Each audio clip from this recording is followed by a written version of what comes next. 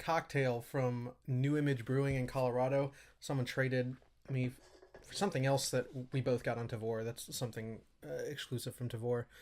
I don't know. Distinct flavors of sugar and Jolly Rancher. Yeah. Yeah, I don't know what to think of it. Oh, I haven't tried it yet. Yeah, it's definitely interesting. Wow! Yeah, oh my god! What is that? So this is the Mai Tai beer cocktail with almond, orange zest, and honey. And what they mean is it's honey with some beer, with a little bit of beer in there. I mean, it might as well be a mead almost. It's got that like almost syrupy. Sure, but like I mean, I don't know. I don't think mead has that same like as you said syrupy. I don't think it has that. Like mead's sweet, but this is like, you're right. This is very, very sweet. Like this is like I like a little bit of pancake with my maple syrup. Mm-hmm. Yeah. Well, that is a thing that exists. And thank you for sharing it. I will do my best to finish it, especially because it's what 12%. Yeah, it's 12%. Well, welcome to the Unpatched Gaming Podcast, where we share games. I am one of your hosts, Zach. And I am the co-host, Tyler. Well, hi, Tyler. Good day, good day. We are here to talk about some things. You got anything going on this week, man? Dude, I do. I, this week and last, 100%ed Mega Man Star Force 1. Oh, yeah? Yeah. It's the easiest game to 100% in the kind of Battle Network Star Force saga, I guess, for lack of a better term. I'd never 100%ed it as a kid. And I was like, I'll just give it a shot.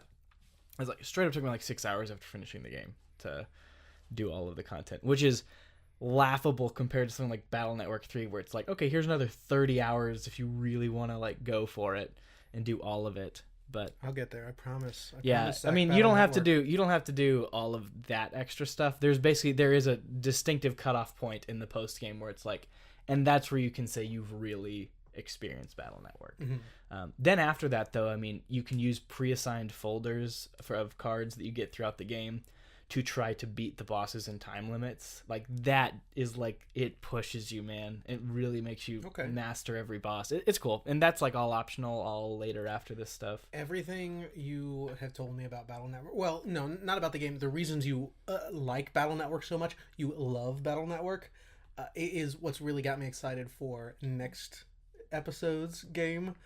Premiere game. We won't talk about it yet. Yeah, I'm excited to play excited it. for next episode. It's gonna for be you good. To play that game. It's up there with Shadow of the Colossus for me. Like my excitement. For you way. Playing it. I'm not saying I like it as much. Sure, no, I get what you're saying. Just the excitement to share the game. Correct. Only because of the way you talk about Battle Network. I think if you can get into it, you're going to. I'm sure it will. I mean, I like Supergiant. Well, see, we were supposed to leave it a mystery. We were. I apologize. Yeah. It might be one of their their 2 games that are out besides the one I'm about to mention, which is I only played Bastion. Yeah. Yeah, I only played Bastion, which was good. Like Bastion was good. It's nothing great. Yeah. It is a great outing. It got me excited for what like Pyre to me is the one that I'm like, this is the game I'm going to be over the moon for. Yeah, I don't know why I haven't played it yet. Supergiant is one of my... I say they're one of my favorite developers, but I've only played 2 of their 4 games.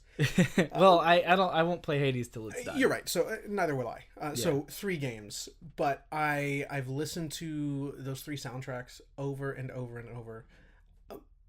Transistor specifically, and that's the game we'll be playing next week. We'll get to the ones we're playing this week. We're talking about Transistor, okay? Yeah, it's gonna be good.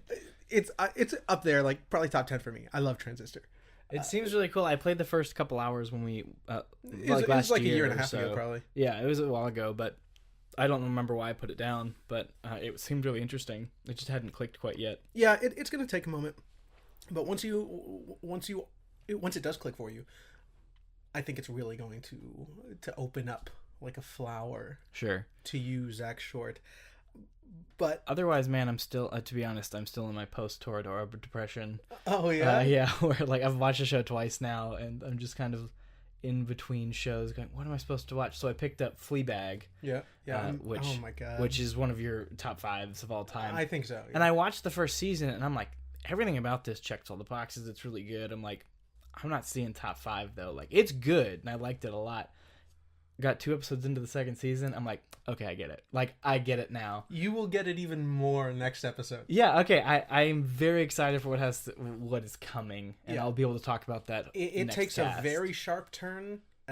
Well, not a turn. It's still going in a very definitive direction, but you understand what's happening by episode 3. And if you can make time to watch all 4 of those following episodes, it will be done in one sitting. I love it, man. My wife works on Wednesday. It's probably happening then. Cool. And if I'm over there at the time, then I would love to sit down and watch it with you. I'm very excited for it. When you started watching, I was like, okay, yeah, sure, I'll watch it as well. I've got a 30-minute lunch. I can watch these 20-minute episodes. I binged it, both seasons that day. 6 hours of television. So I love this show. It's, yes, probably top 5. When I watched it that day, not only did I binge it, but I watched the finale 3 times. That's insane. I know it's very silly.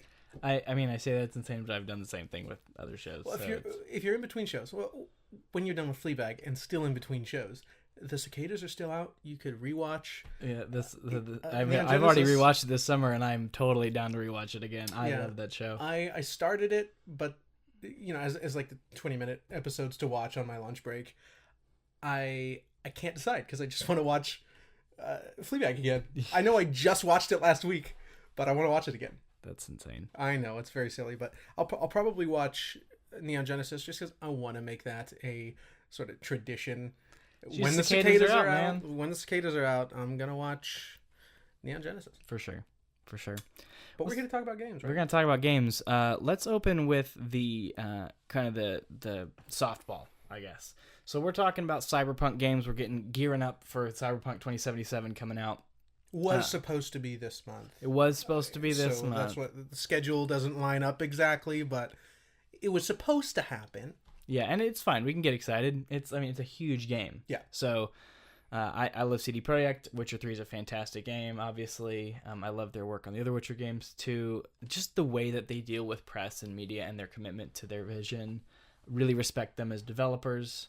Just really excited, man, for this game. So Tyler and I both really haven't dug too deep into other cyberpunky games, because usually, when you're talking about genres of games, you're talking about, is it an action adventure game, is it this kind of game? So to have something that's like, it's a cyberpunk game, like as if you're talking about a cyberpunk movie, it doesn't really often work that way. But hey, it's really cool because now we get to try a big smattering of different kinds of games, all in this kind of cyberpunk genre. It's a really unique genre. I'm a big fan of the book Neuromancer, so I see a lot of that influence even there. Like Ghost in the Shell. Yeah, it's incredible. Just Blade Runner, obviously. So I like the genre in other mediums, so it's fun to kind of play with and see how it's being used in video games. And so let's just start with softball, man. Far Cry, Blood Dragon. So I was very busy this week. Unfortunately, I didn't finish either of these games. Tisk. Now, I am right at the end of the next game we'll talk about, but I only got to play maybe 2 hours, so probably half. Yeah, it was about close to half. You said like the missions you were doing, and I'm like, oh wow, you like really went for it. So is it that short? It's that short, man. Yeah. Like you probably only have an actual other 2 hours on there, like maybe. It's wow. Okay, I felt like I didn't do anything. Yeah, you're talking about like the raid on the dam and stuff, and I'm like, oh yeah, man, you're getting there. Like that's like the first thing you do. Yeah, it's after that you got like one big mission, and I think there's 2 more, and that's like the end of the game. Okay, maybe I'll sit down and finish it then. It's fun. I hadn't planned on it, but yeah, maybe I'll sit down and finish it. So let me preface this too by saying I'm not a particularly big Far Cry fan. Mm-hmm. The only one that really interests me is 2. I haven't played 2, but 2 seems really interesting to me. I've played half of 4, and I've played half of 5.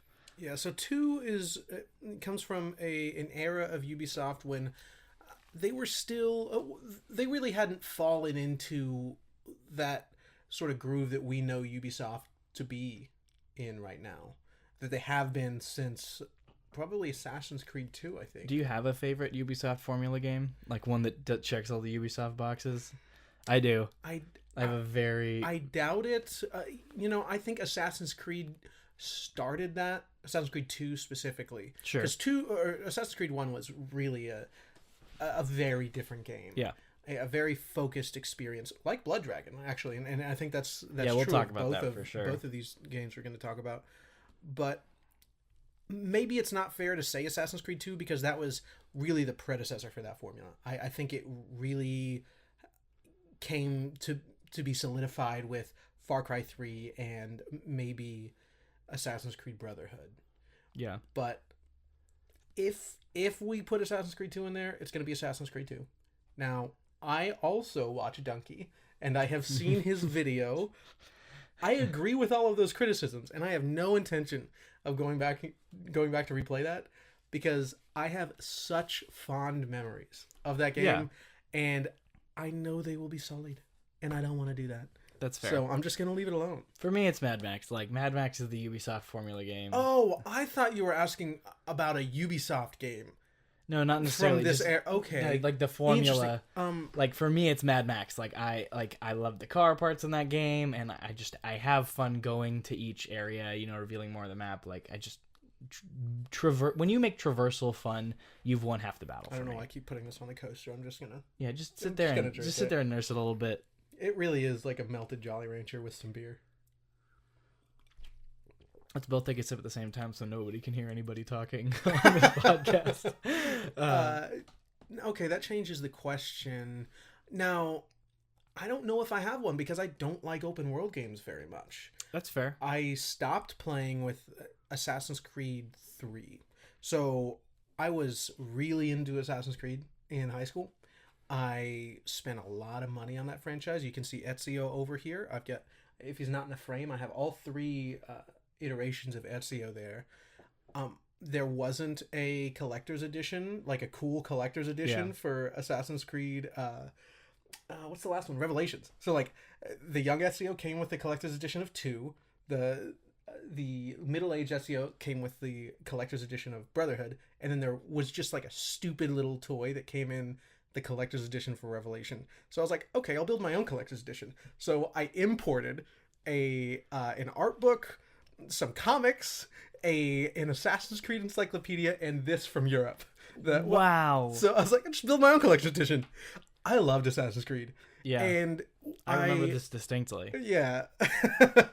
I left the country for about 6 months to do some mission work, and I had purchased Assassin's Creed Brotherhood just before I left. No, not Brotherhood. Revelation just before I left, and Assassin's Creed 3 came out when I got back, and I hadn't played Brotherhood yet. Yeah. So I had, as soon as I got back, I purchased 3, and then I replayed all of them, and Brotherhood is one of the worst games I had ever played, and still is, really. Yes, I've played really bad games, but I separate really, like, truly bad games from games that are actually trying and have effort. Have no excuse for being bad. Exactly. Like, you can't compare the lack of quality of Assassin's Creed Revelation with, like, the 50-cent games you get on Steam. I know a lot of those are bad, but this is a different kind of bad. Yeah. A very hefty dose of mediocrity. And I wouldn't have purchased Assassin's Creed. Dose of mediocrity. I can't. That's beautiful. So if that should be my tagline for life. Zach Short, a hefty dose of mediocrity. Yeah, for sure. So I probably wouldn't have gotten Assassin's Creed 3 if I had already played Revelation, because I didn't think it was good. It was a muddled mess. Part of their marketing was the number of studios they had working on that game. And then it opens with some title cards of the various studios that worked on it. Like, that was a big deal for them. But you can see that it's a muddled mess. And by the time you get to Assassin's Creed 3, that story has gone in many different directions. And the lead designer, or rather the writer, Corey something, I forget, he worked on 1, 2, and 3.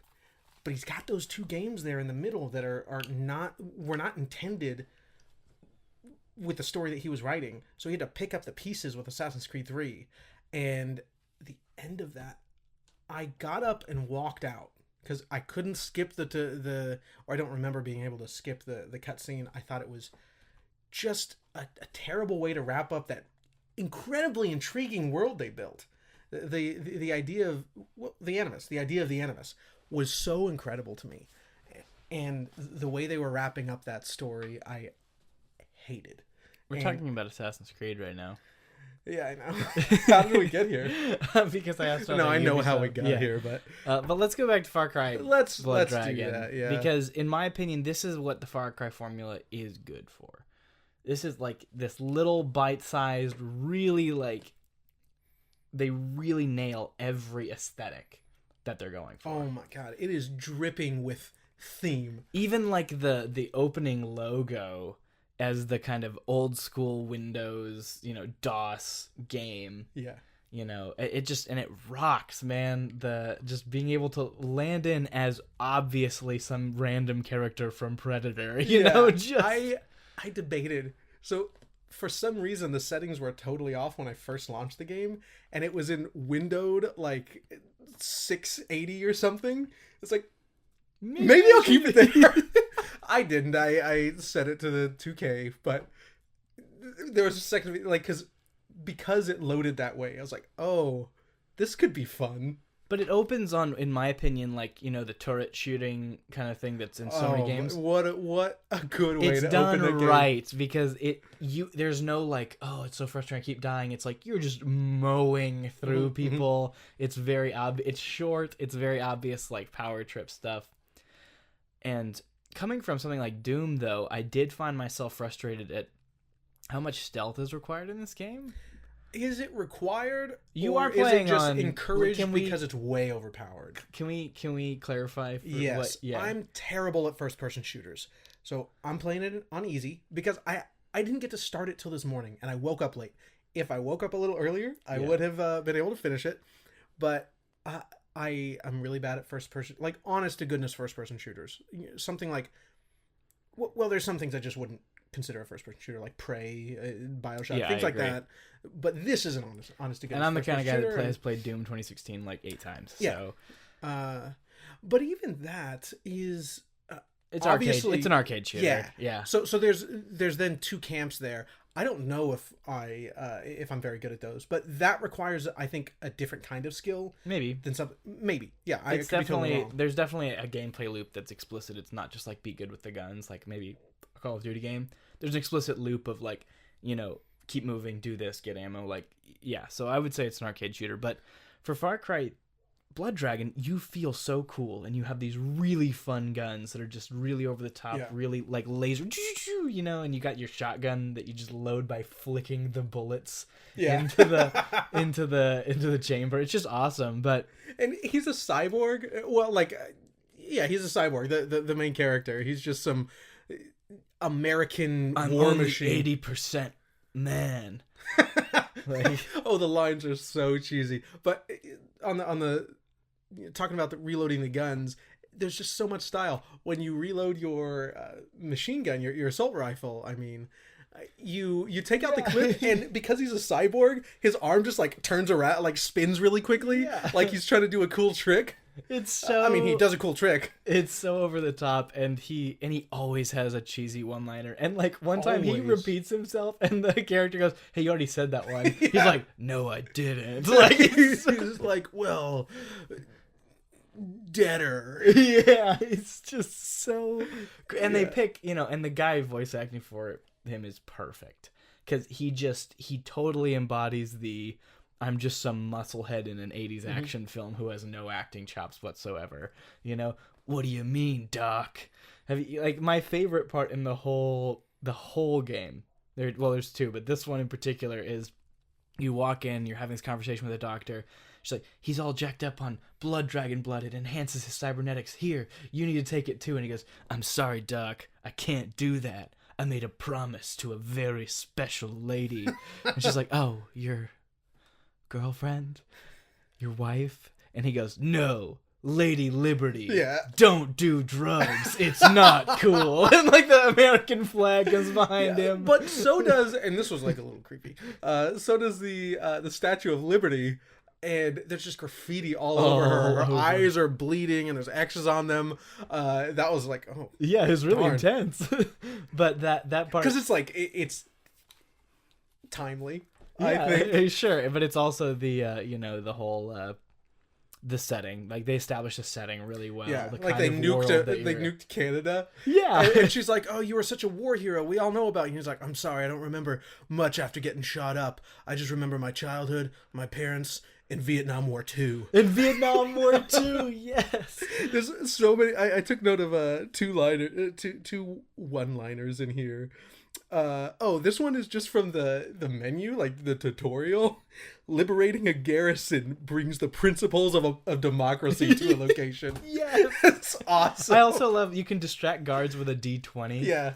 And then call it throw your nerd rock. Yeah. It's so good. If you roll a 20, you get a critical hit on him. What? Yeah, if you roll a 20, you get a critical hit It on actually rolls and does him. something. It does, yeah. Interesting. Okay. I'm going to say, right. It's really interesting that we're talking primarily just about the dripping love. Yeah, we all know what Far Cry is. Far Cry hasn't changed in 10 years. But it's Far Cry. But this made it so special and like memorable to is to show the love that they have for this, not only this genre, but just the whole 80s action vibe. The whole the last mission, you climb onto the back of a blood dragon that has a turret mounted on it that has like an AI that letting him speak to you, and he has the automated voice that sounds like this. And it's so he'll just say these lines, "I love committing genocide," and like it's just you're murdering all these troops. Yeah. He's like, "I am firing my laser," like, and he'll shoot. It's so good. Yeah, I really like the doctor that's helping you. She is talking about video games. Like she makes a reference to a video game. And he's like, "Whoa, doctor, you play video games?" And she's like, "Yeah, video games have been proven to do this, this, and this, and this. And there's nothing that has come out that has not proven this. And anyone who believes that video games are bad for you is an effing idiot." Though she uses that language. Yeah, and the dude's like, "Whoa, doctor, don't use that language or something." And she's like, "No, this means..." Oh no, I'm drawing a blank right now. Failure to understand our capacity for kindness. Yeah, that's what it means. It was, really, I mean, and that's really, at the end of the day, aside from my criticism on the stealth, because I'm playing on a harder difficulty, and... One more? Oh, go ahead. One more one-liner. So, he walks in, this is when you start the, third mission, I think. I'm surprised I got so far. Like that's a really short game, which it's a very short which game. I like a lot. I really like hyper concentrated experiences, and this seems to definitely be that. Oh yeah, I know I'm not in for a 90-hour experience that doesn't need to be even 10 hours. That's I'll probably sit down and finish it then. But he walks into the dragon nursery, and he's like, "Whoa, for a nursery, this place sure is full of the science." Yes. What the? He's just a total meathead. Yeah, he's so... again, the voice actor they got for him is perfect. Yeah, I will say, my only criticism is, like, I cannot just go in guns blazing and just massacre people. Like, I can, but I'm out of ammo by the end of it, and I have to, like, stealth my way ammo's through. really limited. Really scarce, and I feel like that's a detriment to the experience, because you want to play that, like... Everything in terms of the atmosphere and the aesthetic and even the dialogue is setting you up to be the 80s action hero. And I'm going to tell you right now, no 80s action hero does not finish the movie with just, 8 guns strapped to his chest. And that's what I wanted. I wanted to like run and just shotgun everybody in the face and just keep going. Yeah, that's a very fair criticism. I found that to be the case even on easy. Ammo's pretty scarce. I've run out of ammo on my assault rifle several times. Yeah, and you can't always just buy it in the middle of a mission. You know, you have to find the next vending machine to buy more. Mm-hmm. And then you're wasting money on something. You could be buying an upgrade, you know. Yeah. Well, if you do the side content, I guess, you would have more resources available to you. Maybe. But I don't like... The side content here is liberating bases. That's the only thing on the map, is bases to liberate. Is the Assassin's Creed Tower. Yeah. I mean, the Ubisoft Tower. That's the only thing on the map. And I don't really have much of an interest doing that. I'm just mainlining the game. And even on easy, I'm finding... I just feel like you should be able to just go in guns blazing. Yeah, that's a fair criticism, because everything else they set up would make that a valid That aside, option. though, I thoroughly enjoyed this game. Yeah, it seems to be super fun. I think it's the best Far Cry thing I've played for sure. Oh, I played Primal as well. By the way, to go back to what I was saying before. But yeah, of all of them that I've played, which is not many, this is my favorite. You played 3, 4? No, just 4, 5, and Primal. Okay. But I don't know. I really enjoyed this game. Again, it was super short. You played 5. Was 5 fun? I mean, it's fun the same way 4 is fun, and the same way 3 is fun. Sure. You know, Yeah. but I mean, the main draw of 5 is, once is again just the bow, like going in and doing everything with the bow. It's just so fun. And also, the bow is super overpowered, which is one of the things that makes it so fun. But you've got to be stealthy when you're using it, because drawing it takes a decent amount of time. You can't just unload. Yeah. And if they're moving, it's oftentimes going to miss. I've found that even when I'm aiming directly at them, if they are moving, there's a chance it's going to miss. Yeah, it has time. It's not just a instant hit. It's definitely a projectile. Yeah, you've got to aim the arches for sure. What is that? A hit scan. Hit scan. Yeah, so it's not hit scan, but it's good stuff. But though. it one hit KOs, man. Yeah, everybody but the big guys. Yeah, you can shoot a guy in the foot and he's dead. Oh, the overwhelming power of your cyber action hero-ness. Ah. Yeah, it's super. And they're all making, and they all look like Tron stuff. Like, it's all Tron stuff. Yeah, there's banter. Like, you can hear them if they're around the corner. They're just like talking to themselves or to each other. And then sometimes I noticed that the last guy we had left, he was like calling for backup, and they sound so stupid. Like, it's this little, like, cybernetic voice, like, oh my god. They're just, like, mumbling to themselves. Zoop-zorping. Yeah, but they do say some words. And this one guy was like, oh, I guess I'm talking to myself now. He just, like, realized he was the last one. It was like, I guess I'm pretty scared. That's amazing. Yeah, again, lots of love put in this game. I would recommend it to pretty much anybody just because of its length. Like, its length alone makes it worthwhile. And great value, 4 hours of your time, unless you want to stretch that out. There's plenty of side content. Yeah, if you like doing liberating bases and 100%ing games, you'll get way more out of it for sure. And there's a little more there. There's some hunting, which is pretty out of place. Yeah, it's weird. It is Far Cry 3. It takes what you're getting from Far Cry 3 and just puts it in a different setting. So hunting is a big part of Far Cry 3. I think it's very silly here. It has no place. But if you want to do that stuff, you can stretch that out. But $15 for 4 hours of that, it's a delightful experience. Yeah, I mean, you spend that much on an 80s action movie. Yeah, exactly. Every year you go out and buy I don't know, an 80s action movie on whatever the next media form is. You've had what is that Christmas 80s action movie I'm drawing? Die Hard. Come on, I apologize. Most people probably own Die Hard on VHS and DVD and Blu-ray and digital. It's $15. As well they should. You purchased your favorite 80s action movies over and over again. Buy this for $15 or get it on sale when the winter sale comes around or the fall sale. It's great. I agree. It was really, and because I know I'm almost finished, I'll probably finish it tonight. I'll go back and finish it. That's good. Yeah. So let's talk about our next game. And honestly, I don't have much experience in this genre. Okay. Which is, I mean, something that I've always wanted to fix, just never really have. And this is Shadowrun Returns. The CRPG. The CRPG. Yeah, I mean, it's daunting. It's a really daunting genre. Sure. So the one that I've kind of always been interested in, I've been interested in, both the Torment games, and I've been interested in, I don't know, I guess it does count, Fallout 2. Yeah, so Fallout 2 is probably the one I'll get to first, because my wife is just she's played Fallout 2, 3, 4, New Vegas, so she hasn't played 76 yet, but she's a huge Fallout fan. She knows, like, she'll be watching video content and, wow, dude, you turned me up really loud. Oh, I turned you up? I'm sorry. I tried turning me down, bro. I'm sorry. You're so mean. Yeah, I know. I'm gonna take these off.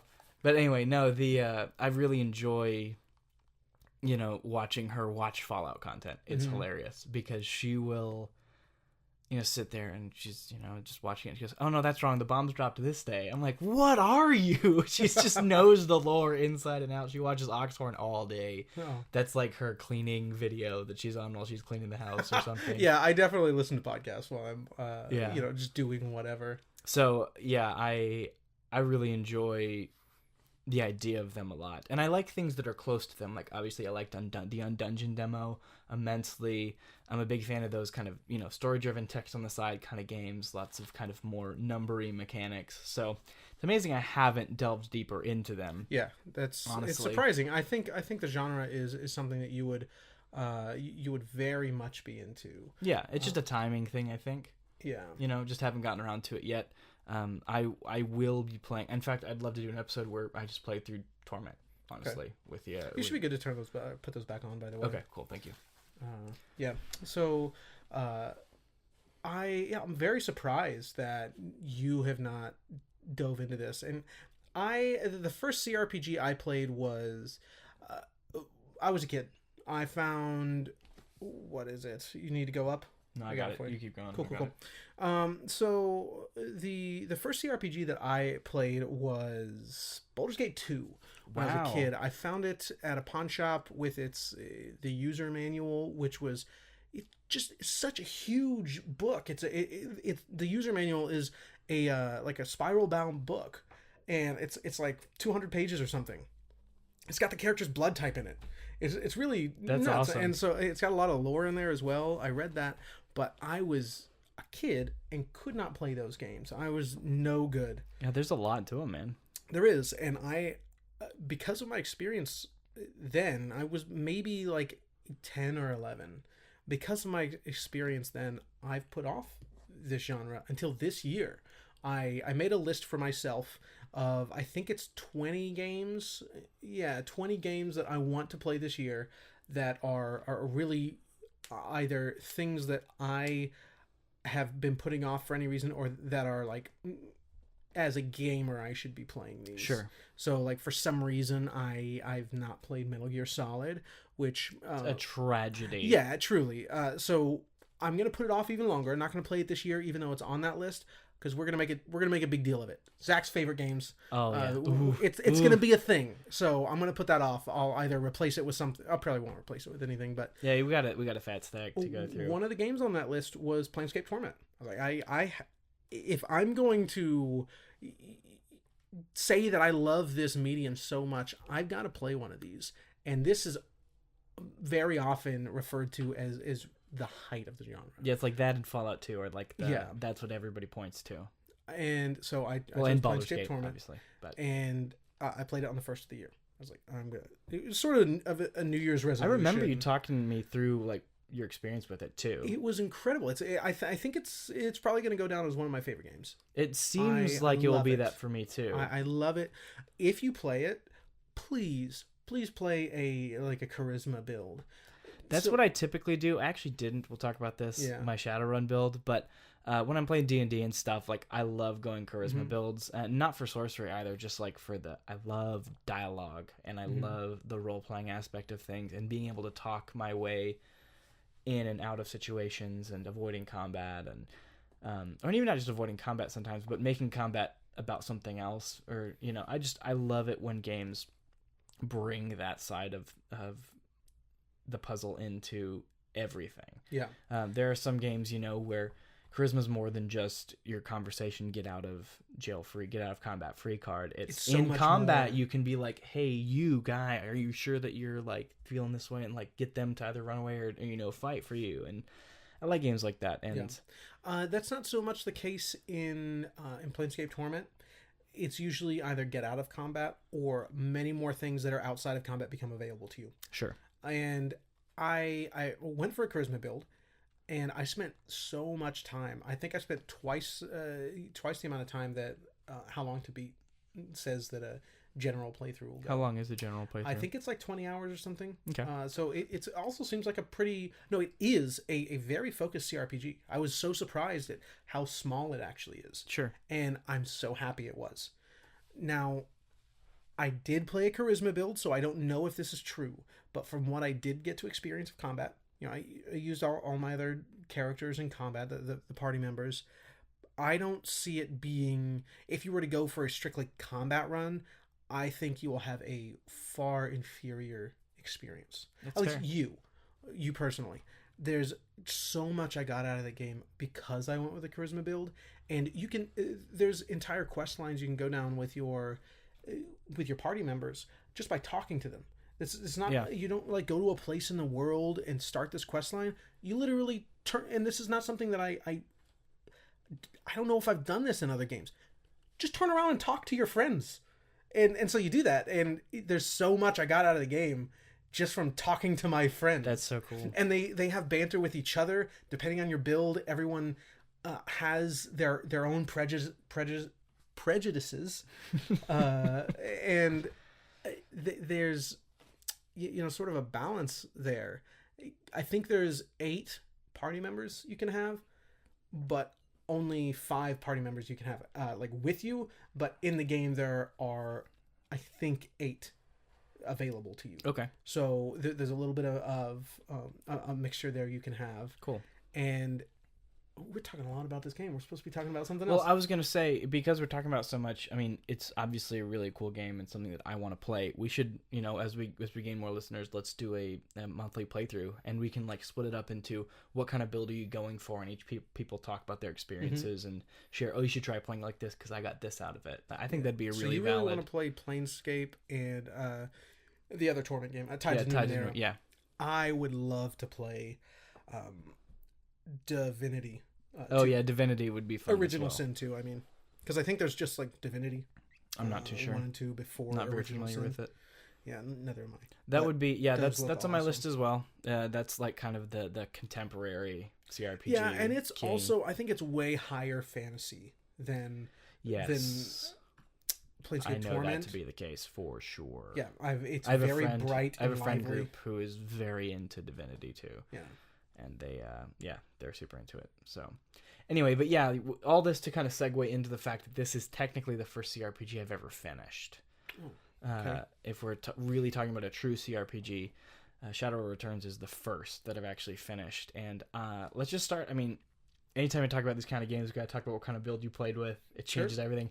I did a Decker build with a focus on rifling for combat. Okay. I actually became super OP with rifles in combat. Really? Dude, I killed everything. Yeah, that triple shot. Well, no, Yeah, it's the not a auto triple shot. fire- It's 5 shots. The auto fire and the double shot with the high increased crit chance. And then when you get level 7, you get one shot that is basically almost a guaranteed crit. Really?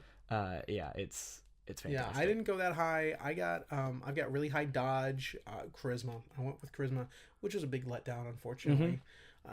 Yeah, a lot more is dependent on your background, like, so that, can you talk security? Can you talk high business? Can you talk high class? Like, well, in charisma, no, you unlock more of those as you go up. oh, in charisma. Yeah, so I've got 4. I think I've got Interesting. 4. What are they called? I want to say cadences, but they're not that. No. It's for we'll talk about it. Whatever. What are the things called that you get? So like you it'll come to are my mind in a savvy in second. security. You're savvy. You've got street savvy. Whatever those are called. I think I've got 4 of those. And Okay. And elves, I think, go the highest. This is also interesting.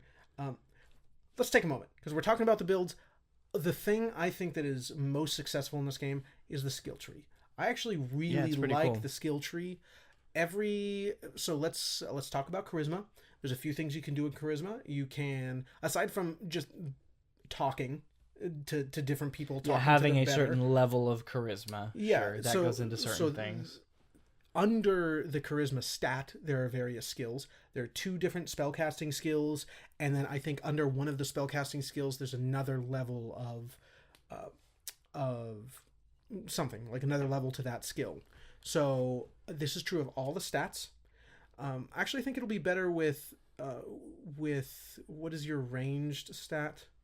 Quickness. Quickness, yeah. Yeah. Quickness so is there's fantastic. a better way to describe it. So quickness has everything has 10 levels, I think. Is it 9? I think. Maybe it's 9. Sure, let's say 9. And under quickness, you have each of your ranged weapons. Each of those have a skill you can build up, and under each of those weapons, well, Under some of those weapons, you've got another set of skills you can do for those specific weapons. So if my quickness is 3, all of my skills are capped at 3. Yep. I still have to invest points in them, but they can't go any higher than 3 until I raise the base Quickness stat overall to 4, 5, 6. So all of the skills are capped by whatever your base stat is, and I think I like that a lot. I enjoyed building that character. I got right up to the end. I'm on the last mission, so I've played enough of it. Yeah, I wanted to sort of do a like John Wick style character. Okay. She's using a katana. She's very savvy, as I mentioned. A lot of charisma in my build, and a lot of dodge. I don't know if other characters have this or it's specific to the elves, but I've got pretty high dodge. So even though I've got low body, which increases your HP, I'm dodging a lot of hits, so that's fine. And focus on rifling for my ranged attack, and then I use a katana. I think my melee damage is up to 3 because I really wanted that pommel strike, which, you know, if you're near someone, just quickly lower their AP. So her name, if I continue to play this game, I'm definitely going to continue to play this character. I just like hearing people, well, not hearing, but people are calling me Thistle. That's her like street name. My John Wick character. And a little bit of decking. I think I got decking up to 3. Yeah, decking was because I did a decking and rifling build, so my decking was 7 by the end, and my quickness was 8, I think. So 7 intelligence and 8 quickness, and then I think I got 7 into rifling and 7 into decking. So yeah, I would just do all the deck stuff that you have to do at the end of the game. You have to do a lot of it while your party members defend you. I would just go solo and just take everything out. Oh, really? Yeah, I was pretty strong in decking by the end of it, but I don't know. I enjoyed my time with it, but I think in terms of the skill tree, I enjoyed building my skills and figuring that out. And I like that, you know, you could spend 1 point to get your first level in something, or you could spend 8 points to get your 8th level in something. You know, so that's how it balances it out. Oh yeah, that's an interesting balance as well. Yeah, so you can very easily become a very well-rounded character. Mm-hmm. I liked the idea that, you know, you can find multiple ways through combat encounters, but it wasn't like with decking that was kind of what you're supposed to do. Like maybe you can hack into this terminal and find a way to do something to get around having to face something. It really wasn't implemented as often as I wanted it to be. Yeah, I was gonna ask, does it become more interesting?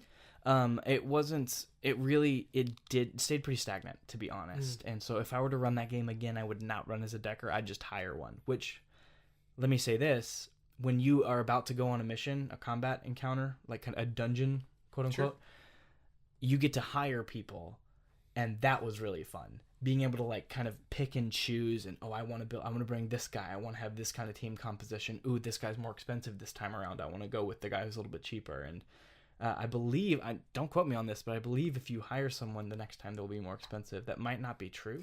That is true, because I use the same 2 people every time. The expense goes up per mission anyway, but I don't know. But it seems like they get better. Everybody does, yeah, but I don't know if if I don't use one, he'll be lower than the guy that I used last time. Okay, yeah, I don't know about that. I do know the characters I use the same 2 characters every time, just because it was sort of like a like Birds of Prey style squad. Just okay. Because the side characters you get, aside from the very beginning, the other like characters you get during the story are both women. And I was playing a woman, and I just had 2 more like badass ladies with me. Yeah, just this dwarf lady that she's an adept, so she could get her unarmed combat up really high with some of her abilities, and so she was doing like 32 damage just by punching a guy. That's incredible. So I kept her around, and then I had a mage. I found shamans pretty useless. Yeah, because haste is great. Don't get me wrong. Yeah, but you could equip haste. Yeah, that's the first spell. That's the first level spell, and you can equip it just by investing 2 skill points in your character. Sure, but I didn't do any of that stuff. So what I ended up doing, my most efficient builds were always me, a drone person, or another or like a samurai. Drone person or samurai, because samurai has the melee and the range, which are both really good. And then support mage and attack mage every time. I'd pick there's one guy who's just a pure support mage, and once I found him, I never didn't use it. Like I used him all the time because he has all the best support spells. He has firewall, so like he can block off areas so people have to run through and take damage. And then the attack mage on the actual battlefield. Yeah. Oh, because I know you have that in Decker. Yeah, you can do it on the battlefield. In cyberspace. You can do either fire, which does damage, or lightning, which will AP damage. Okay, I think we've said several things here that for people who don't know what Shadowrun. Goodness gracious, a lot of blanks today. What Shadowrun Returns is. Let's step back for a moment. It is a CRPG. It's turn-based CRPG, turn-based tactics game. So grid on the ground. You're moving your characters 1, 2, or 3 spaces every turn. Well, not spaces. 1, 2, or 3 range, like movement. Yeah, you've got a wide range. Like your movement might be 8 tiles, and you can do that with one of your 2 or 3 action points. Yeah, so we mentioned AP earlier, and then decking. What decking is, it allows you to like hack into a building's computer. And we need to mention this is set in modern day Seattle. Yeah. Not really. It's set in 2060 or something like that. 20XX. Sure. No, I think there's an actual date. There probably is. It's like in the 60s or 70s, but it's a wasteland. Like if you've, I've only seen the trailer for the show, but Bright on Netflix, Bright seems to be taking a lot from this. Yeah, maybe. So a lot of technology, a lot of magic. And I like the setting because it is set in Seattle. Thaumaturgical engineering. Yeah, that's pretty cool. And just there's Native Americans in the game, and they're in magic as well. So some of those like that culture and just like general fantasy have sort of mixed with technology and it's really just an incredible mixture. I think the world is very well realized in this game. I agree. And it'd be hard not to. Because it is a well-established RPG already. Sure. So if they failed on establishing the setting, they'd lose their main audience. It'd be very hard to mess that up. It is very well realized. I think they did a great job here. I'm not so hot on the game overall, but that is one of the biggest things I think in the game. Yeah, I think that it doesn't. But decking. You basically are hacking, and then you just go into a realm that moves twice as fast as everything going on outside.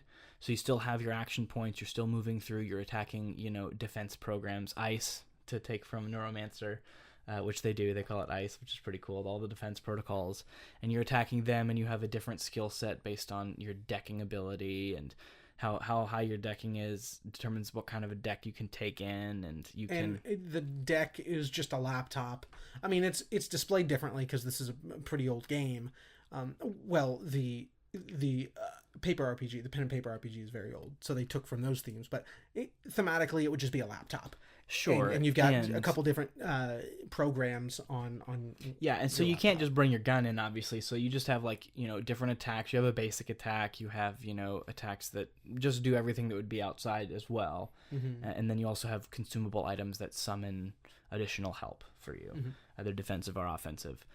So that can happen, and basically you get 2 turns for every 1 turn outside. Yeah, and the enemies can be, decking as well, jacking in, as it were. And so now you've got enemies in there. Like you can go to achieve certain objectives. Like one of the missions early on is there's a drug people are taking. They like jack into other people's memories and stuff, which that's pretty interesting. But they're like total junkies now, and because they're jacked in, the villain of this setting, of this particular mission, can control them, but they are civilians that you don't want to kill. Well, maybe you do. You can do that if you want, but they're coming at you and they're really mindless. They're basically zombies at this point. So you can jack in and take out the decker on the other side of the battlefield. It's really difficult to get to because there's a lot of guys. So you can jack into a computer on your side of the battlefield and go out and take him out by attacking him in cyberspace. Because he's currently, I think, you have to put something in the back of your skull or something and physically jack into the computer. And, well, I know you couldn't do that until you equipped a cyber In mod. Neuromancer, you have to attach like a full waste system so that you can just sit there and be jacked in for hours and hours and hours. Yeah, it's a great book. You should read it. Maybe we'll see. It's very short. I don't read very much. It's very short. You can It's a great audiobook too. Like it's really good. But yeah, it's basically just neo noir cyberpunk. It's the book that made cyberpunk essentially. I see. So decking is super interesting on the surface, but like I think every aspect of this game as well. I think every aspect of this game falls short. Yeah, I agree. And, honestly, even the overarching plot I didn't find particularly engaging. I wasn't very involved in wanting to see that through to conclusion. What kept me going through the end of the game, honestly, was playing around with the different ways that combat works and just, trying to, see what the game can do. And you're right. By the end, I was kind of like, well, I think this is it. Yeah. I think this is it. I wasn't... And this isn't me going, well, CRPGs suck, that's not me saying that. I just think Shadowrun Returns is not a game I'd be recommending to people personally. No. But I do see why it has a following. I think there's more to the game that you and I are not talking about, and that is the creation tools there. Yeah. This is a platform for creating RPG settings. Just like making your own D&D campaign. Yeah.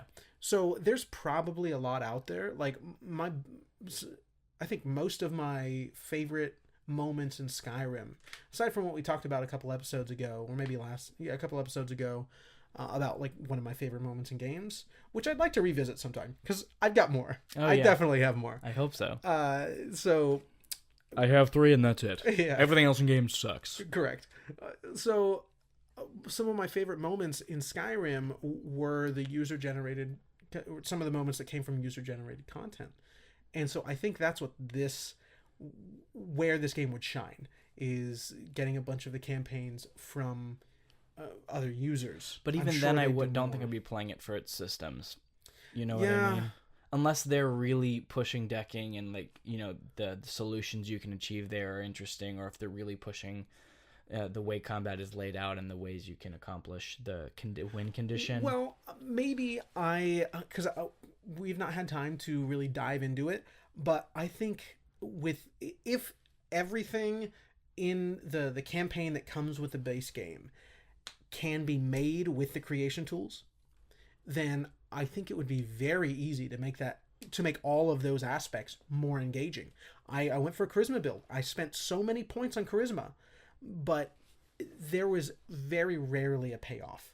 Sure. And even if there was a payoff, no, that's wrong. Even if there was a moment where having one of those different, we're forgetting what they're called, but those different,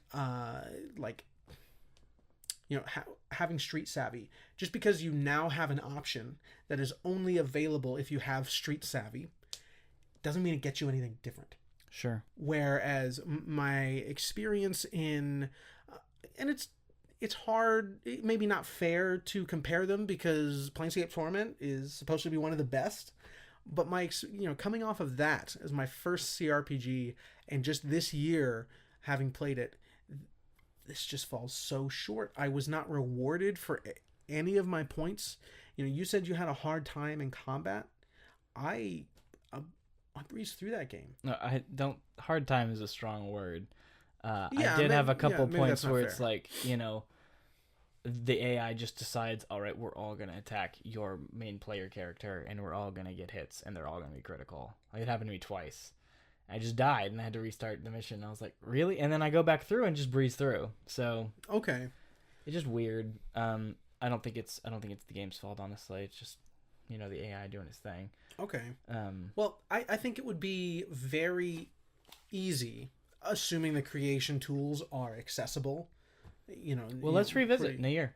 I'd say let's do that. This is next year. Maybe. I think it'd be worthwhile. I mean, I think it'd be fair to our listeners, especially those who like Shadowrun. Sure. Yeah. And why don't, if people listen to this, down the line, shoot us some of your favorite campaigns. Yeah. Let us know. And they might be in any of the other 2 games. Sure. We both have all of them. Yeah. Which it was free on Epic last week. guys. Yeah. Come on. They are all Into the Breach is free right now. basically So excited. yes, that game does look incredible. They are both. I mean, all three of them are pretty much the same game. I watched a review for the trilogy. I think by the time they get around to Hong Kong, which is the third one, there's a pretty heavy UI overhaul, which seems pretty nice. Okay. Well, I guess not overhaul. Everything is laid out pretty similarly, but it's better. It's definitely better. But aside from having maybe some more assets in the environments, it's the same game.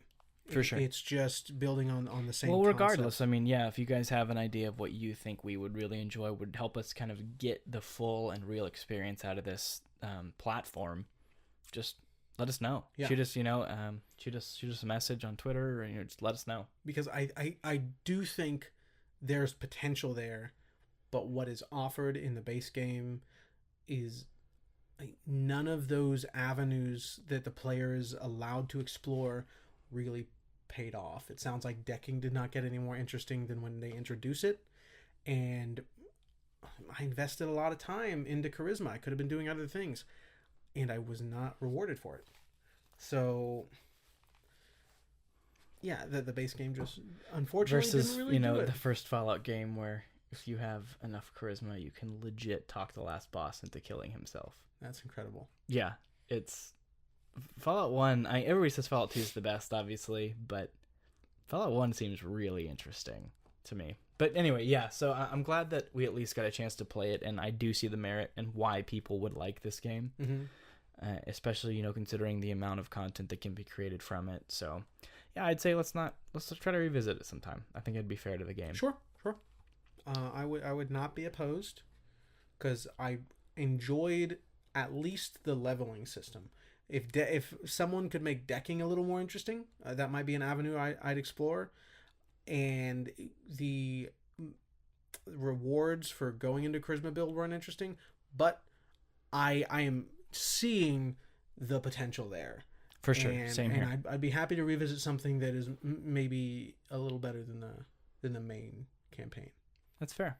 Well, hey, let's wrap up a little quick, kind of fun cool down. Yeah, sure, man. Let's talk about, we talk about Cyberpunk and how it's different from, a game genre. It's not an action-adventure game. It's a game that has a cyberpunk setting, cyberpunk theme, right? And how that's different than saying, oh, that's a cyberpunk book. Saying that's a cyberpunk game, it could be anything. Yeah, in fact, I was talking with my father-in-law last week. He realized we were making a podcast. He's like, "Oh, that might be interesting. I'd like to. I'm listening to podcasts recently. Maybe I'll try it out." And we were talking about this. Talking about Morrowind is the only game that he'll play. Yeah, my father-in-law is a very particular creature, and he's still playing Civilization 2. He got it on launch or soon after, and is still playing it. And I've purchased, I think, both 5 and 6 for him, and he hasn't played them. He plays Morrowind pretty often, and a lot without expansions, just base Morrowind. And I've got both Oblivion and Skyrim for him. He likes what he likes, which is fair. Good for him. Yeah, for sure. But we were talking about genres. I mentioned I don't remember how the conversation started, but it was specifically about genres and how the word means something different for video games. Yeah, it's really interesting. And yeah, he didn't quite... I mean, he did get it by the end of the conversation, but I think that's something most people wouldn't understand. Sure, because I can tell you this is a fantasy game, but what is it, like an action-adventure game? Is it exactly a third-person shooter? Yeah. Is it have you played Lord of the Rings Conquest, by the way? No. I have played that game. We should play it together and stream it sometime. We should play a lot of video games together. Yeah, let's do that. But yeah, so what, Tyler, for you, if we're talking about that kind of genre, the cyberpunk, the theme, it could the thematic genre. Yeah, if it could be any, like, what theme in a video game you'll be interested immediately. Like, I'm willing to give this my time and attention. So this one I am always interested in, and unless you would put maybe Amnesia: The Dark Descent in this genre, I've actually never played one. And that is just Lovecraftian games. Even though I have not sat down to play any of the Cthulhu games, the Sunken City looks super interesting to me. I'd like to find time to play that. There's a lot that I'd like to play, though. Yeah. A lot on the list. Bloodborne? Bloodborne, yes, that's on my list. Please play when you Bloodborne. get that copy back from James, let me know. You can have it. Thank you. Let's see what it's... Oh, I don't think they'll fit in there very comfortably, but I'm going to put the Sherlock Holmes games in there. Okay. There's just a particular tone that those games seem to have that are similar. They might not deal with the old ones, but those games seem to have a similar tone to the other ones I've mentioned. So anytime a new Sherlock Holmes game is announced, I'm looking at that. Any of those games, I've always wanted to play Clive Barker's Jericho. Maybe we can play that next year. I'm fine with that. For October. But I'm always paying attention to them, but I've never sat down to actually play one. So I'll say that with that caveat. I've actually never played one. Okay. Unless you put Amnesia there. So for me, I'm going to kind of cheat a little bit. Okay. Because I have trouble. Like, I really have trouble finding, like, if it's this kind of a theme, I'm going to play it for sure, or going to be interested in it. If it's based on a book, I'm probably going to give it a shot. Ken Follett's Pillars of the Earth is, that's on my list. Any game where you're like, oh, this is either strongly inspired by, and I'm not talking like Shadow of Mordor. Like, that doesn't count. You know what I mean? Like, sure. Where it's like, this is based on a book explicitly. The Wheel of Time PC game. Weird stuff like that where it's like, oh, I'm probably going to play that. Pillars of the Earth seems incredible. It does. My buddy Steve Furr has played it, and he's Really? a big fan. He's a big fan. He likes it a lot. He spent a lot of time like really digging into everything that's there too. So, but yeah, any game that's based on a book, I'm like, and there are a couple books where I'm like, please make this a game. You know what I mean? Let's go down that rabbit hole. Yeah? Let's just do it right now. Okay. I want to hear about it. Yeah, okay. So one of my favorite book series of all time is by a guy named Gene Wolfe. It's called The Book of the New Sun. It's extremely niche. Not many people read it, and even fewer tends to fall in love with it because it's extremely complicated. It's not complicated in the way that, like, look at all these, what's the series I'm thinking of? Steve Erickson, Malazan, the fantasy series. It's so complex. There's so much going on. It's not complex like that, where there's just so many things to keep track of. You are given the perspective of this one dude, and you have to put things that are 10,000 times over his head and 10,000 years old together yourself. So it's difficult. Not many people fall in love with it. I did. I can't get enough. I reread major portions of that book of the series right after finishing it. Well, it's extremely interesting because it's kind of a fantasy sci-fi hybrid because it's set so far in the future the sun is dying. So that's why the Book of the New Sun is the promised revelation that a new sun will be brought to revive the earth.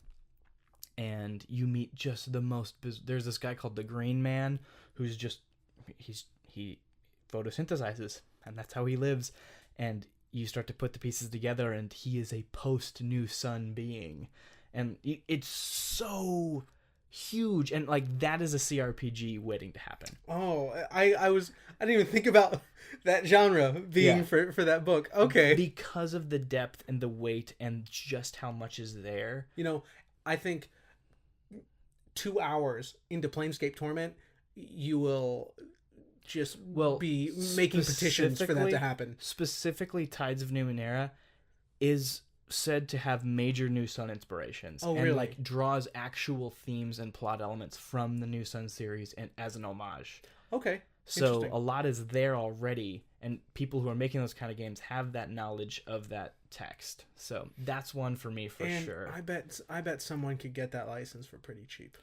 I also want kind of an indie story-driven game. Lots of companies doing these now, of Catcher in the Rye.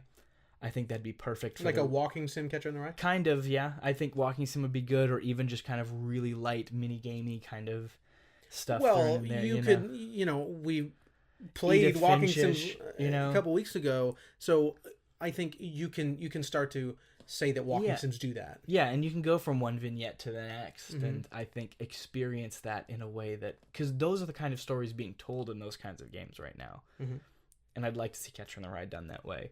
I think there's a lot of potential to bring that book to life for a new audience that maybe wouldn't like it or experience it.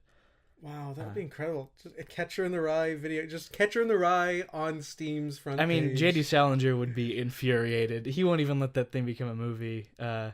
He was not a fan of anybody touching that at all. He also was a huge fan of going, I've written other things. Okay. But he's a recluse. Some people think he's Thomas Pynchon. All that good stuff. But yeah, that's another really good one. And then, I could think of a couple action games easy, just super easy off my head. But the last one I'll mention is one of my favorite games ever is the text-based adventure for Hitchhiker's Guide to the Galaxy. I just want that to be made into a fully realized next-gen game. Okay. Just that adventure and experience because, the movie, sorry for anybody who likes the movie, I'm not a fan of that movie. I don't like the TV series either. I don't even like the Dirk Gently Holistic Detective Agency series. I love those books, though. I forget the guy's name. The author? Douglas Adams. Douglas Adams. He made a point-and-click adventure game? Yeah. Starship Titanic? I have not played it, but you know it? It was on my list, yeah. Okay. Yeah, it's on my Steam account. You can open it up. Okay, I heard that. Yeah, I love him, though. He has even just his real-life quotes where he's like, anyone who can get into power should probably not be there. Just like, he's a delight. And I think anything from him on a next-gen console with just the crazy, picture No Man's Sky style visuals just for this game and just really bizarre. Or even a little weird, like it's playing on that, but earlier this year, Journey to the Savage Planet. That's much better. Yeah. So, just... That's totally selfish. That's just me wanting that. But, you can do so many games, third-person action adventure games. It's just easy nowadays. You know what I mean? You just check the box. Girl with a Dragon Tattoo, check. Just keep going down the list. There's plenty that you can do that way. But, yeah, that's my opinion on those. Okay. So, bringing it back to the initial conversation, there's one other genre. Well, this is like cheating. This is really a catch-all. But it just... surrealist imagery I cannot get enough of. What's that PS1 Dreams game? PS1 Dream? Yeah, the PlayStation 1 game where I think it's Japan only, but it's just one guy making a video game of his based on his dream journal. What? We'll talk. I have no idea what this is. Let me do a little research here. You keep talking. Sure. Now, surrealist imagery. And this will give me a moment to talk about something I played last week. But, anything from Amanita Design, I've been following them for quite some time. There's only 2 games of theirs I haven't played yet. Samaros 3 and Chuchel. I've played both Mechanarium and Botanicula twice. Maybe I've played Mechanarium 3 times. I think that's a little treasure. LSD Dream Emulator. Interesting. That's the name of the game. This sounds familiar. Yeah, we'll pull up on the video. If you're watching on YouTube, we'll pull up some images from this game. Yeah. It is something else. Okay, this does seem very... Wow, yeah, okay. Interesting. This is not what I mean, but... Oh, look, it's only $550 on eBay. Yeah, it's an expensive game. I'll go ahead and snatch one up right now. But yeah, we'll pull some images. It's a very surreal game. Anyway, keep going. Yeah, so anything from Amanita Design. I think there's a few things in Simogo's catalog. There's Device 6. One of my favorites from them, I think probably my second favorite from them, is Yearwalk. So you've got some things from Simogo. Who are the folks that did... what is that music game you played last week? Sayonara Wild Sayonara, yeah, which was like totally out of left field from what they've been doing recently. So, which they have a very eclectic catalog. It's great. Let's see, the Cube Escape games or Rusty Lake, which are part of the same series, sure. But the Cube Escape were Flash games, and so anything from that, anything basically Lynchian. I'm happy to play those things, and I've played a lot of those. And last week, or maybe 2 weeks ago now, I wrapped up Creeks finally, and that is such a joyous experience. It's shifting gears for them. It's not a point and click adventure. It's still a puzzle game. Yeah, but it's a puzzle platformer. I think more akin to Oddworld, actually, Abe's Odyssey, than any of their previous games. It's a puzzle platformer in that nature. It's not focused on skill or precision. Sure. But you do have to time things. There are some things where you have to time particularly, and you are jumping on, each screen is a totally another puzzle. Every single screen is a puzzle. So it's similar in that regard.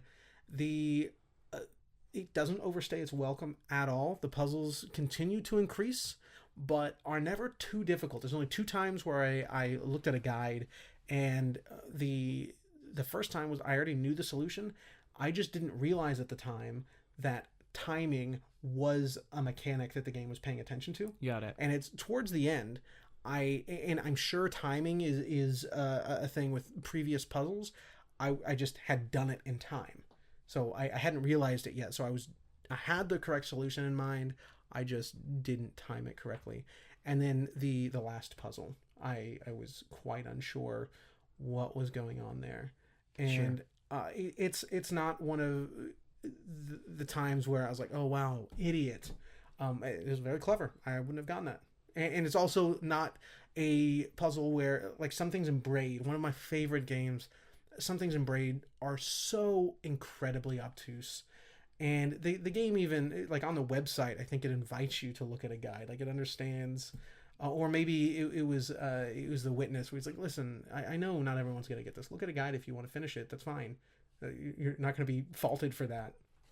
The Witness that did some tough puzzles, man. Yeah. And it's got some pretty big faults, some of those puzzles.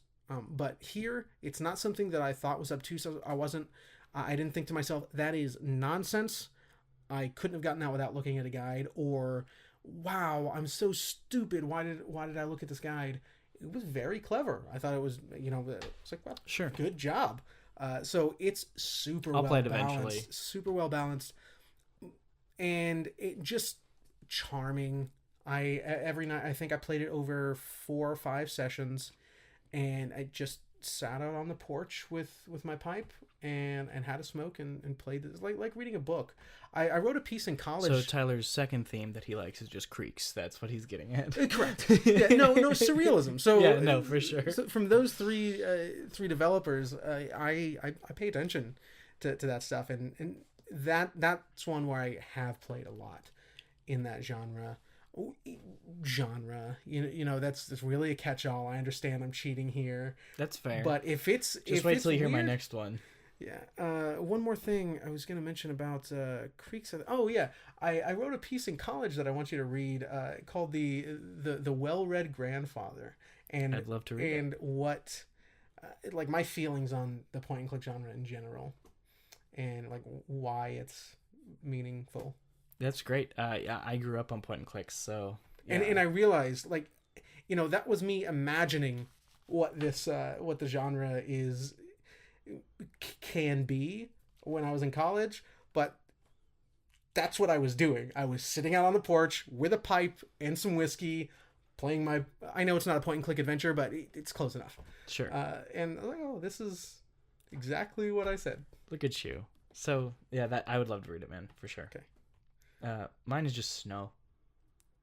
Snow in video games. Snow. Like, I love snow. So Assassin's Creed Revelation?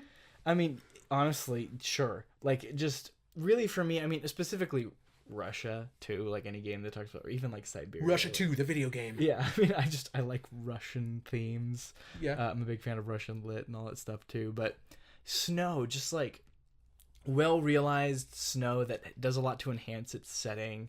To bring that alive. There's a whole area in Bloodborne that's just covered in snow that is just so striking compared to the rest of the game. And yeah, man, snow. I'm not going to disagree with you. I love seeing snow in video games. And you know what? But and of course the opening of Metal Gear Solid 1. Oh, really? Classic. Everybody was so dumbfounded when it came out. The guards will follow your tracks. What? Like, It was just incredible to people. But yeah, I mean, for me, just snow in video games is great. I think it has a lot to do with the impact of Calvin and Hobbes on my childhood, and just that last panel that he ever wrote. It's a magical world, Hobbes, old buddy. Let's go exploring. Just tears immediately. Yeah. But I will agree. It's often used to enhance the setting, but and I think that's a common sentiment. That is not the first time I've heard that. no, it's snow and water physics. Those are like the two real draws. And sand, I guess, is sort of an offshoot of snow. It's a subgenre. It's a subgenre of snow. Yeah. No, it's not the first time I've heard that. And because of that, my affinity for snow in video games, and I've heard it a few other times on the podcast, actually, specifically talking about snow. And the use of snow in Ghost of Tsushima, I think, is super intentional. Because I think that's... I would venture to say that's a pretty well-known thing that a lot of people like snow in video games. That, trudging through snow, those physics, and just seeing that the sun bouncing off of the snow is so visually appealing. Sure. But the snow in Ghost of Tsushima is intentionally used to diminish your experience in the world. Like you go from golden forests and the shining wind red guiding mountain you through the trees, and everything is covered in ash and snow, and it's bleak and it's sad to look at, and people were already downtrodden. Death, in a lot of ways. I thought it was a very which is something that we, especially in a pretty privileged world. Winter. I love Richard Adams, the guy who wrote Watership Down. He said, "Winter is only beautiful for those who have a fireplace." And wow. I love that quote. If you haven't read Watership Down, people, it's the book that should be taught in every middle school. It's incredible. But that quote sticks with me a lot, and I think that Ghost of Tsushima called that quote to mind for me a lot. But really, I mean, I say this, and I thought I would just always think that there's so much more room for snow to grow, and wow, look at God of War, and look at all these things that it does. But then I played Red Dead 2, and now snow has been perfected. There's nowhere else snow can go. I mean, haven't most things been perfected in Red Dead 2? No, many things have not been. But... Sure. But visually, like, what, the sun shines through the skin on your nose? I don't know. It's insane. That's Red Dead 2 looks incredible, and you open on the snow. And one time I just rode up into the mountains to go hunt, and just was out there for like 2 days, and I camped. And... I have a feeling I'm going to lose myself in that game. Well, that was my problem. Is I put it down for like 6 months, and I was like, crap, I need to finish the story in this game, so I had to go back and rush the story. It took 20 hours more, but it's. You start to live life in that game to a certain extent. But again, off topic, snow's the best. The end. Okay. I don't really have anything else for that. It's really just the Lovecraftian, and I don't know if it's a term people use, but Lynchian. I think that is definitely a term people use. In fact, David Foster Wallace has an essay talking about what Lynchian is, and it's a really good one. It's actually one of his shorter pieces too, and it's free online. All things that mean you should read it. Okay. Yeah, basically he's on set while they're filming The Lost Highway. He doesn't get to talk to David Lynch. He just says the first time I saw him, he was peeing behind a tree. So because he drinks so much coffee that he just pees like every 30 minutes apparently. I watched a clip from an interview quite some time ago, and somehow the conversation got to therapy, and the interviewer asked David Lynch, have you ever had to go through therapy? And David Lynch started talking about the experience that led him to go to therapy, and was like, oh, that doesn't matter, that's my own thing. But yeah, I did go to therapy, and as soon as I walked in the door, I asked him, will this affect creativity? And the psychiatrist said, very likely, and he walked out. That's insane. So some traumatic event led him to that, and because it would could potentially, like not even would, but just could potentially affect his creativity. Yeah, I mean, Twin Peaks, Mulholland Drive, Blue Velvet, all masterpieces. I'm a big David Lynch fan. Yeah. But hey, this is not a David Lynch podcast. It's not a David Lynch podcast, but it could be. We could go play the entire... Kentucky Route Zero. Oh, yes. Yeah. Kentucky Route Zero. No, I was going to say Cube Escape and Rusty Lake.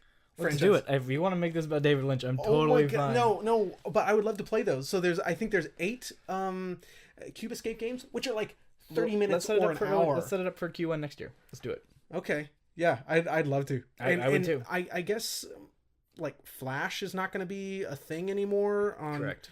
Okay, so they're porting everything, the whole package to Steam, and then they've got like 4 standalone games, which are a little longer, like 2 or 3 hour point and click adventures.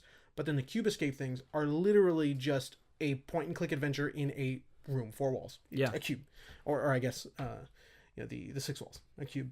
And you're trying to get out of them, but that gets nuts. Yeah, it's really nuts. And the painting I've got on the wall is Rusty Lake. Yeah, and it's a very interesting intriguing place. I would like to explore it with you, to share it with you, Tyler, because that's what we do. That's what we do. That seems to be what I do. Eventually, you'll share games with me, but right now we're really.